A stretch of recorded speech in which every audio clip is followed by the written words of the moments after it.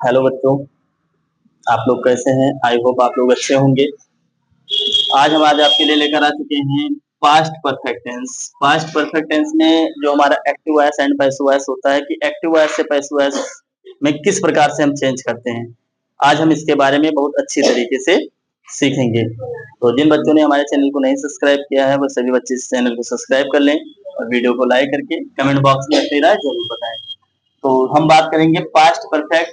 इसके पहले आपका पास्ट इंडेफिनिट और पास्ट कंटीन्यूअस पढ़ाया जा चुका है जो पिछले वीडियो में अपलोड है। अब हमें एक्टिव से एंड पैसिव वॉइस में जो चेंज करते हैं इसमें हमें अहम जानकारी होनी चाहिए टेंस के बारे में। अगर हमें टेंस की जानकारी नहीं है तो हम एक्टिव से पैसिव वॉइस में नहीं चेंज कर सकते हैं। क्लियर? तो सबसे पहले हम जानेंगे past perfect tense. Past perfect में क्या होता है? पास्ट परफेक्ट टेंस में आप पढ़ेंगे तो उसमें सहायक क्रिया क्या लगती है? पास्ट परफेक्ट टेंस में सहायक क्रिया हैड लगती है। ठीक है, क्या लगता है? हैड। सभी कर्ताओं के साथ हैड लगता है। उसी प्रकार हमारा एक्टिव से पैसिव के लिए भी नियम दिया गया है। तो सबसे पहले आपका आता है affirmative sentence. Past perfect tense का अफर्मेटिव सेंटेंस साथ में आप लोग लिखते भी रहेंगे। यदि हमारा एक्टिव वॉइस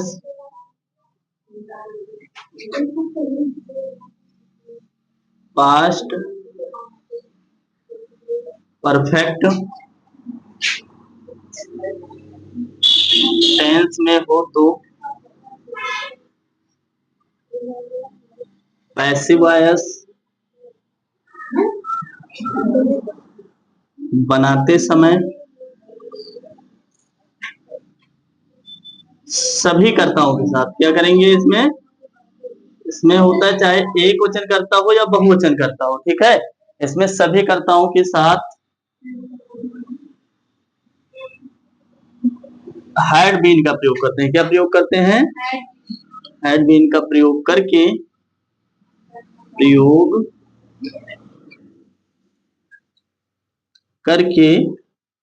वर्ब की कौन सी फॉर्म लिख देते हैं?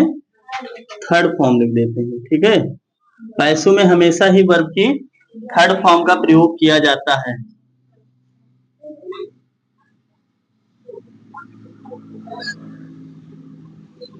तथा नए ऑब्जेक्ट से पहले क्या लगाएंगे? बाय का प्रयोग करेंगे। तथा नए ऑब्जेक्ट से पहले बाय का प्रयोग करते हैं। यानी जो हमारा एक्टिव का सब्जेक्ट होता है वो जब ऑब्जेक्ट के स्थान पे जाता है तो उससे पहले हमें क्या लगाना होता है? बाय लगाना होता है। क्या लगाना होता है? इसका स्ट्रक्चर अगर लिखेंगे तो स्ट्रक्चर में यदि पैसिव वॉइस का स्ट्रक्चर होता है, किसका स्ट्रक्चर होता है? पैसिव वॉइस का।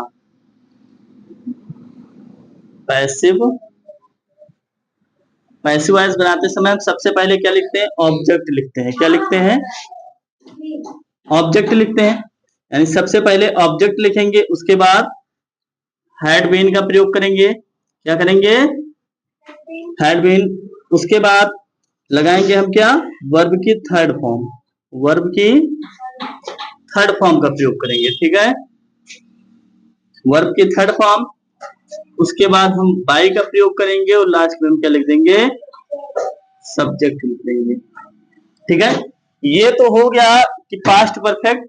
लेकिन जब हम पास्ट परफेक्ट पढ़ते हैं, ठीक है, तो इसमें दो प्रकार से टेंस आते हैं। एक आता है आपका पास्ट परफेक्ट और एक आता है आपका है पास्ट इंडेफिनिट भी आता है।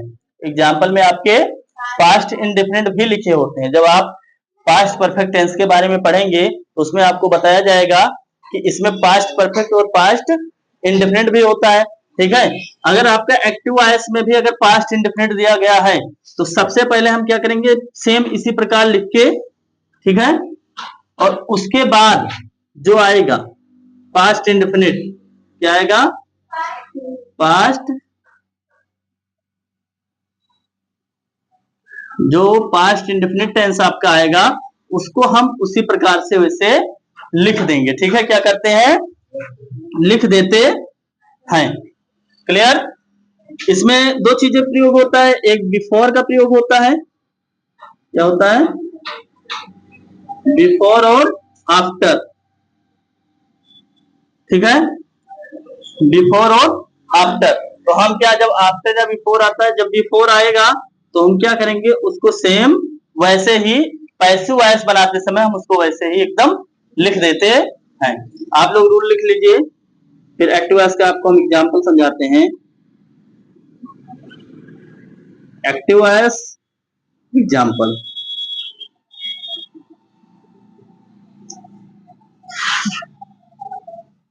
कि हम इसको किस प्रकार से चेंज करते हैं।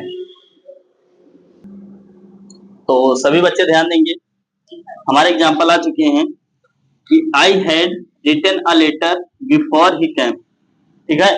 तो सबसे पहले हम दोबारा इसको समझेंगे रूल को। लिखा है कि यदि हमारा active voice past perfect tense में हो तो पैसिव वॉइस बनाते समय सभी कर्ताओं के साथ क्या लगाते हैं, हैड बीन लगाते हैं, ठीक है। क्या लगाते हैं, यहाँ पे केवल क्या लगा, हेड लगा है, इसमें केवल हमें बीन जोड़ना होता है, ठीक है। बस क्या हो जाएगा, हमारा पैसिव हो जाएगा। तो हेड बीन का प्रयोग करके क्या करते हैं, वर्ब की थर्ड फॉर्म लिख देते हैं तथा नए ऑब्जेक्ट से पहले बाय का प्रयोग करते हैं। स्ट्रक्चर में आपके लिखा गया है कि सबसे पहले हम क्या लिखते हैं, सब्जेक्ट, सॉरी ऑब्जेक्ट लिखते हैं। क्या लिखते हैं, ऑब्जेक्ट, यानी ऑब्जेक्ट जो होता है वो हमारा सब्जेक्ट बन जाता है। यहाँ पे विशेष रूप में आप समझेंगे, ठीक है। यहाँ पे जो ऑब्जेक्ट है ये सब्जेक्ट का काम करेगा, किसका काम करेगा, सब्जेक्ट का। उसके बाद हमें हेड बिन लगा देना है सभी कर्ताओं के साथ, यानी हमें इसमें ये नहीं देखना है कि हमारा ये एक वचन करता है कि बहुवचन करता है, ठीक है। और सेंटेंस में क्या होते हैं, एक वचन करता और बहुवचन करता का हमें ध्यान देना होता है। इसे हमें कुछ नहीं ध्यान देना है, बस सीधा हेड विन लगा देना है, ठीक है। इसके बाद वर्ब की क्या करेंगे, थर्ड फॉर्म, और जहां पे परफेक्ट की बात आती है, ठीक है, ओनली परफेक्ट की जहां पे बात आएगी वहां पे ऑलरेडी वर्ब की थर्ड फॉर्म भी लिखी जाती है। क्या लिखी जाती है, वो चाहे एक्टिव में हो या टेंस में हो, ठीक है। टेंस में होता है वही एक्टिव होता है। जैसे कौन सा टेंस लिखा है, ये पास्ट परफेक्ट टेंस लिखा है। कौन सा टेंस लिखा है, तो इसमें ऑलरेडी जो लिखा होता है सहायक क्रिया जो होती है वो कौन से टेंस में होती है, थर्ड फॉर्म में ही होती है, ठीक है, यानी तीसरी अवस्था। उसके बाद हमें क्या लगाना है, बाई का प्रयोग करना है। उसके बाद हमें सब्जेक्ट, यानी सब्जेक्ट क्या होता है, जो यहाँ पे हमारा सब्जेक्ट होता है ये कहा जाता है ऑब्जेक्ट के स्थान पे जाता है, कहा जाता है।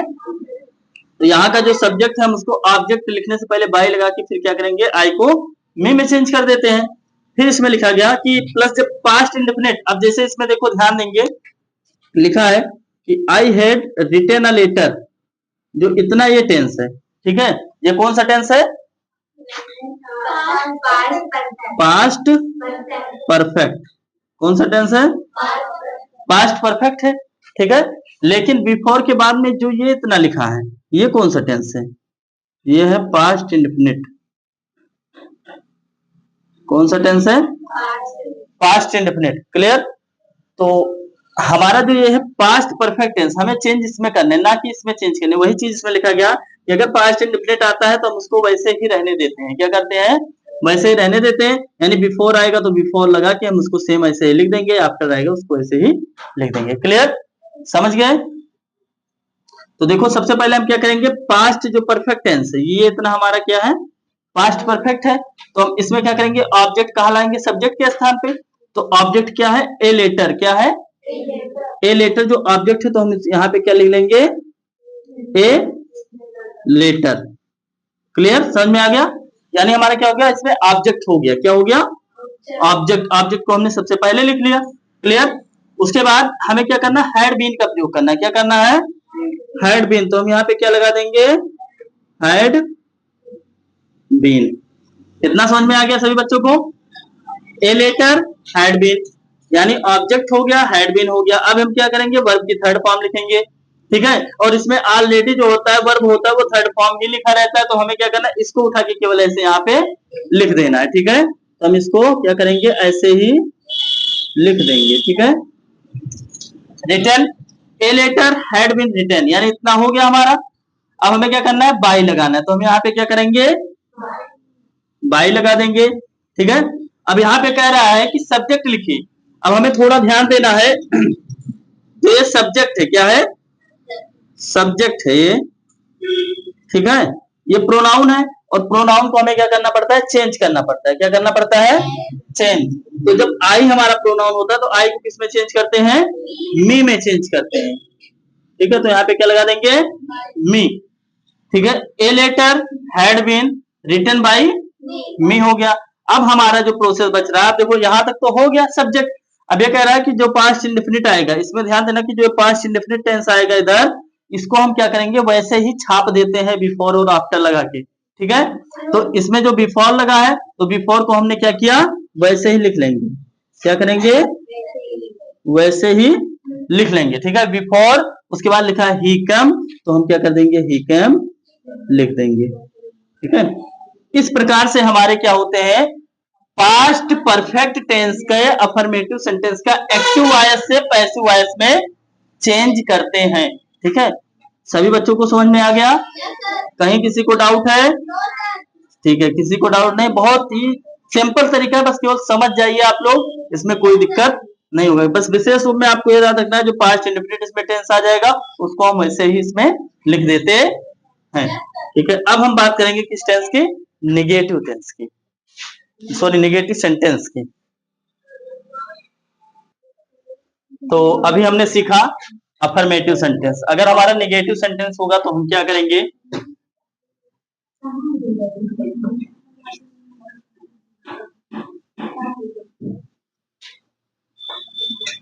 निगेटिव सेंटेंस, निगेटिव सेंटेंस में हमारा अगर एक्टिव वॉइस आ गया, यदि हमारा जो एक्टिव वॉइस हो निगेटिव सेंटेंस में आता है, तो हम क्या करते हैं, इस पे ध्यान दीजिए। रूल लिखिए आप लोग, यदि हमारा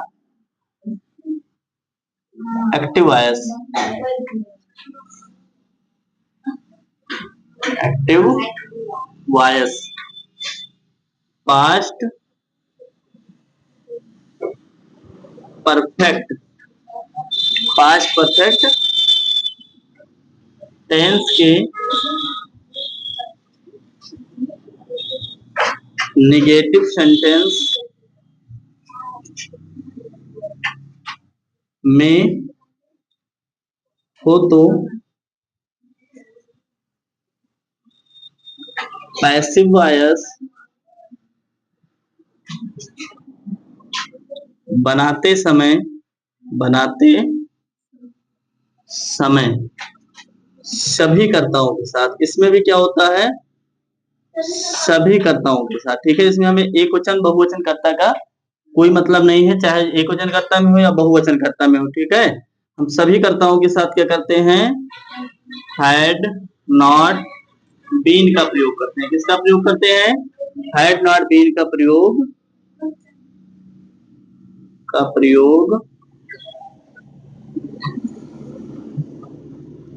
करके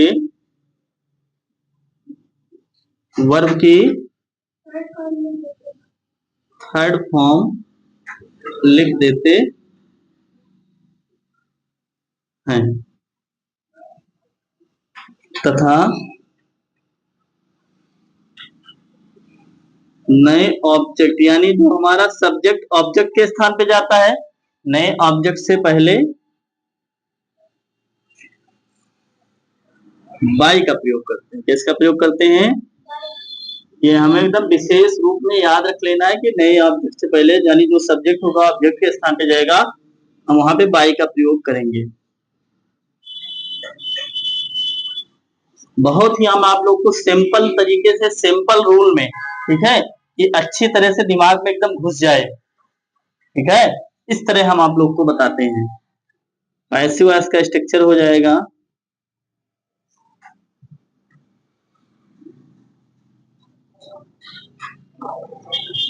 सबसे पहले हम क्या लिखेंगे, ऑब्जेक्ट लाएंगे, यानी जो ऑब्जेक्ट होगा एक्टिव का, हम उसको सब्जेक्ट के स्थान पे लिखेंगे, यानी ऑब्जेक्ट, उसके बाद had not been, object had not been, उसके बाद हम लिख देंगे वर्ब की थर्ड फॉर्म। कौन सी फॉर्म, थर्ड फॉर्म। उसके बाद लिख देंगे बाई, उसके बाद लिखेंगे हम क्या, सब्जेक्ट, यानी जो हमारा सब्जेक्ट ऑब्जेक्ट के स्थान पे जाएगा। उसके बाद अगर पास्ट इंडेफिनिट आ रहा है, क्या आ रहा है, पास्ट इंडेफिनिट टेंस भी अगर उसी में लिखा है, पास्ट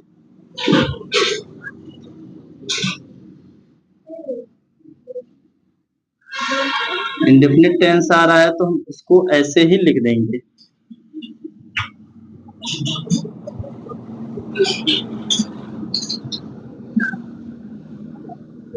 अगर आता है तो हम उसे उसी प्रकार से लिख देते हैं, क्या करते हैं, उसी प्रकार से लिख देते हैं। क्लियर, सभी बच्चों को समझ में आ गया। हमारे एक्टिव वॉइस के एग्जाम्पल,